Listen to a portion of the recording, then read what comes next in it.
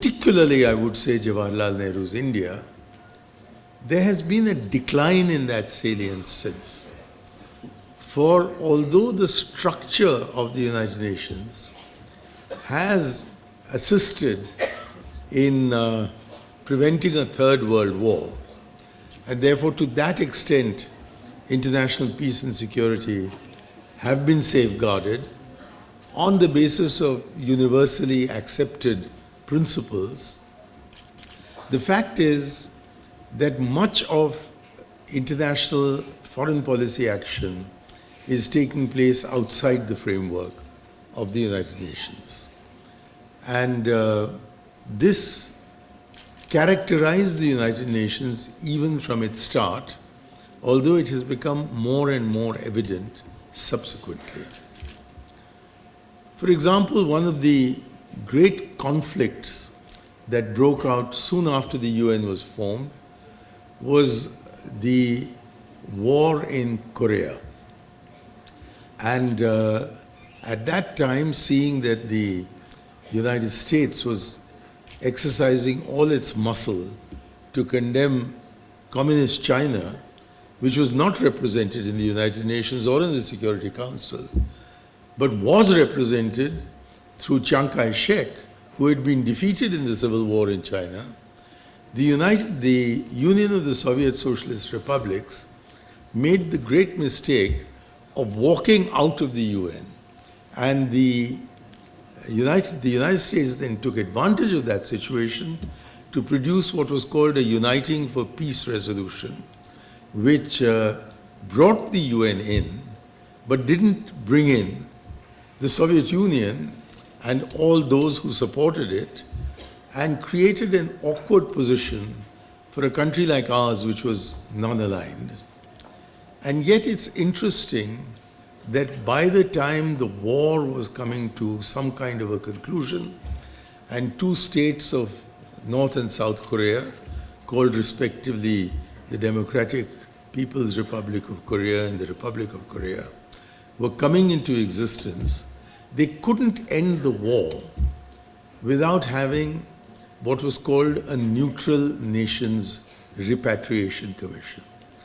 Because while the war could be ended, there were so many North Korean prisoners in South Korean hands, and so many South Korean prisoners in North Korean hands, that someone had to ascertain from these people as to whether they wish to return to the south or go to the north, return to the north or go to the south. And to do this, they had to find a country whom everybody could trust and respect. And that turned out to be India at the age of 3.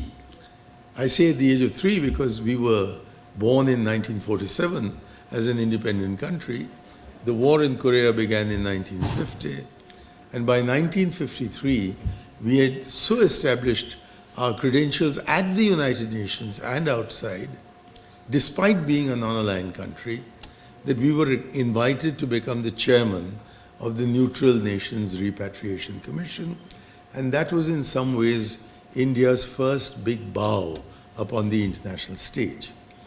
Although I must add that the first bow, a somewhat unsuccessful bow, but a very principled bow, had taken place earlier in 1947 itself.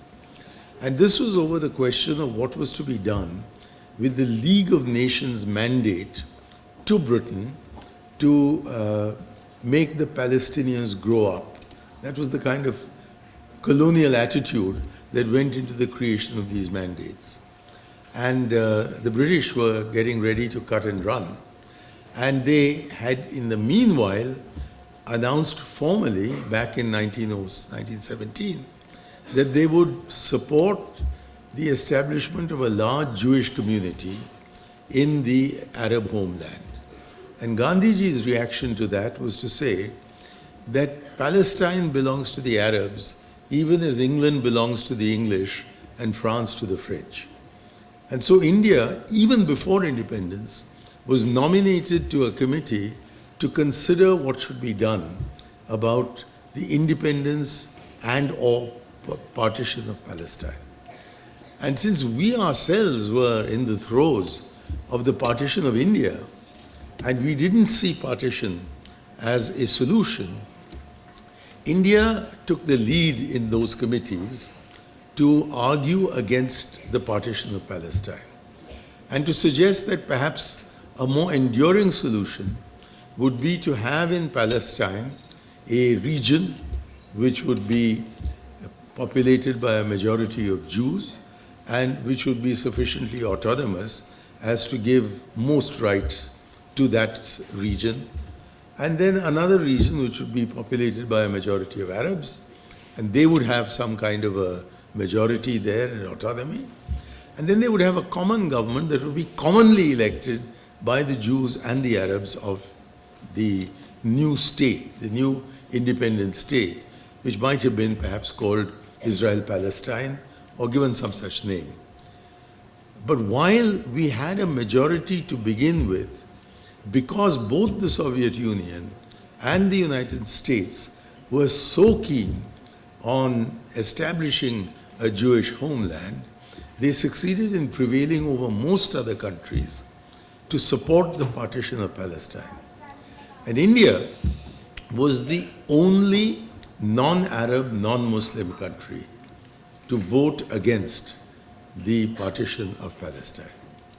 And while our vote was a minority vote, Israel came into existence, the prediction that we had made that partition is no solution still stands 70 years later. The question of Palestine, which was on the United Nations agenda from about 1945-46 onwards, still remains unresolved because the fundamental solution that was found was a non-viable solution. And we are still searching for an answer.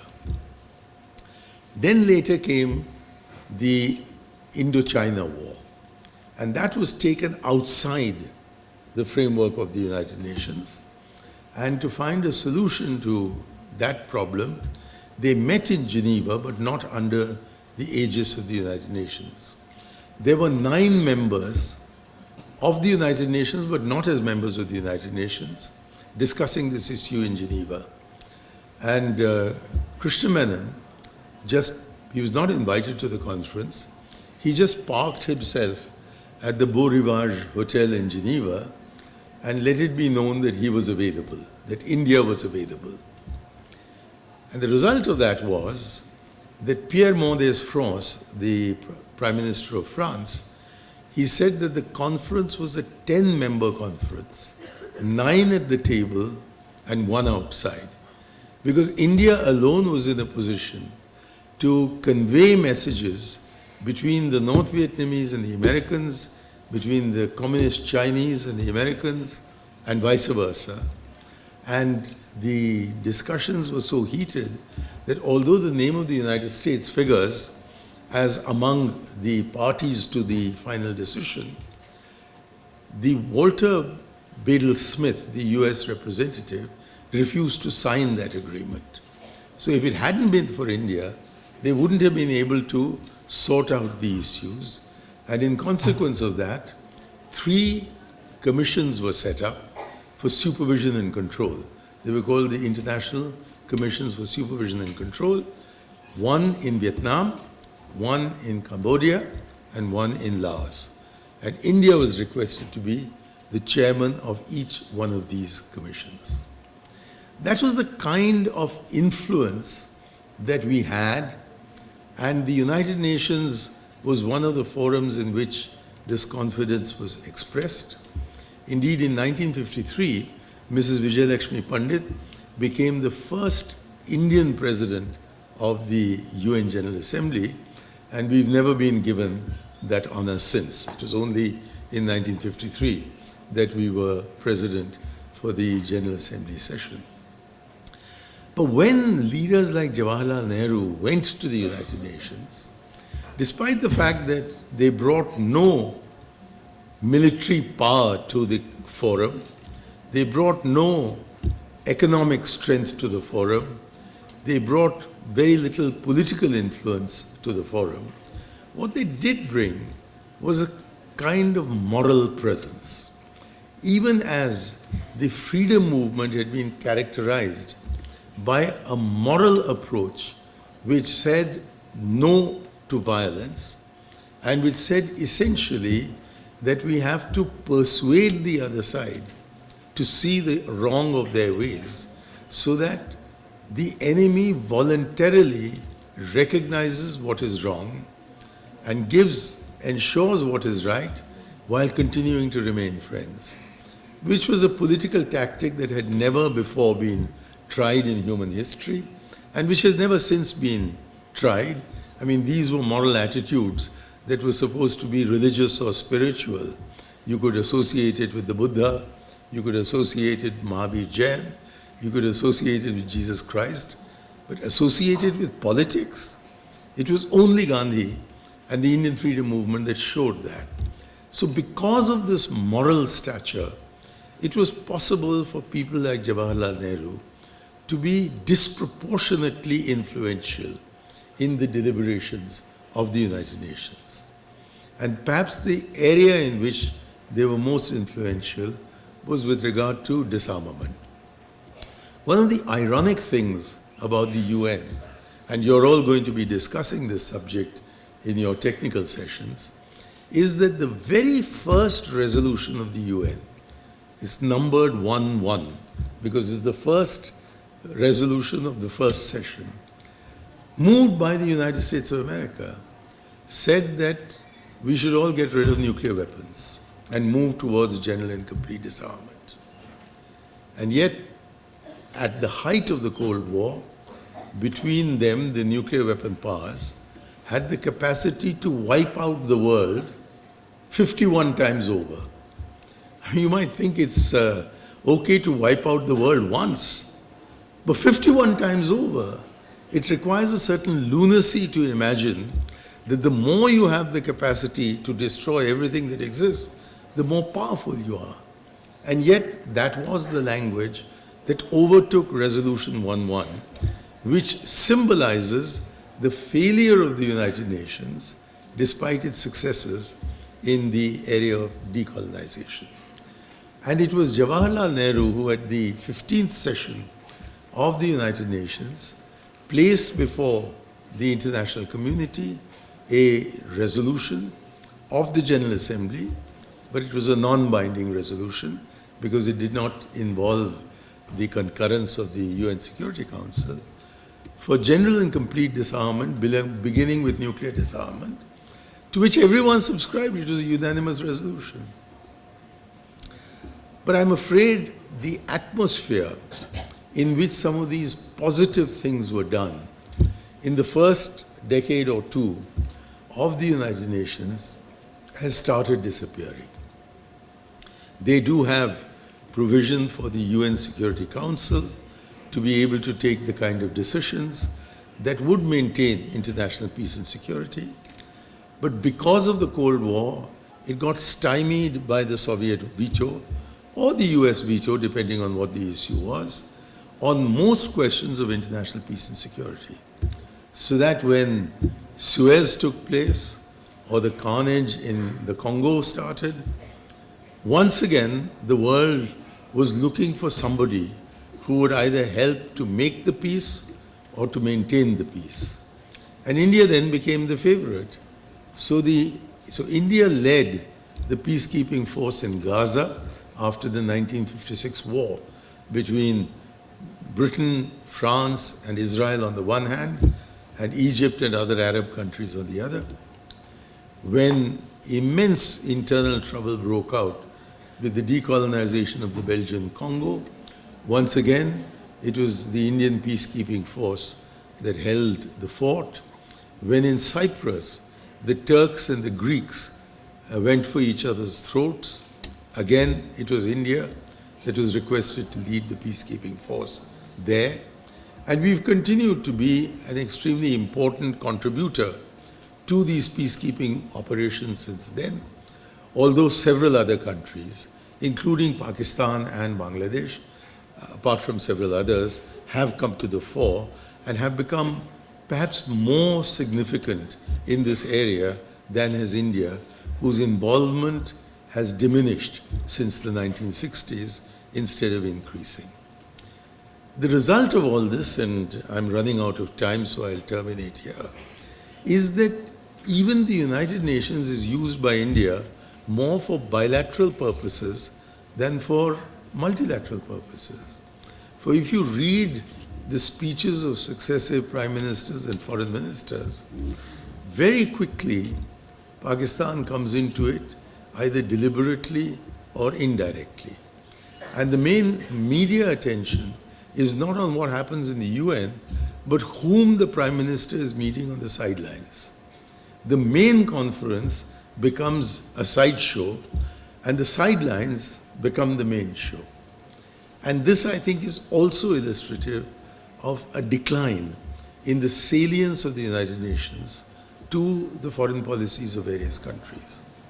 This was dramatically illustrated in the early part of this century when the Americans just decided that they were going to get rid of Saddam Hussein. And on the excuse that he had weapons of mass destruction, they succeeded in getting one resolution through which gave an opening for military action by the United Nations. But because they found they couldn't get a second resolution through, they just resorted to unilateral action put together by a group called the Coalition of the Willing. And one of the members of this Coalition of the Willing was Costa Rica, which by law refuses to have an army. So you had a country without an army being a member of the Coalition of the Willing to invade Iraq, overthrow Saddam Hussein, and the consequences of that over the last decade or so have been simply horrendous. That whole region, Syria, Iraq, Yemen, are caught up in the most intense warfare that is taking place. Some of it is being provoked or participated in by duly constituted states, member states of the United Nations, and some of it by this new phenomenon called non-state actors, terrorists who do not have a state. And the bulwark role that Iraq was playing to more or less separate Shia powers from Sunni powers by overthrowing the Saddam regime, that bulwark was removed. And today we find a confrontation within the Muslim world which is as terrible for the Muslims as some of the consequences of terrorism spreading from that area is to other countries who cannot be described and would not wish to be described as Islamic. So while all this is going on, and the United Nations, the United States and the USSR, now the Russian Federation, have come together to fight the ISIS, where is the United Nations? And where is international peace and security, which was referred to in such strong terms?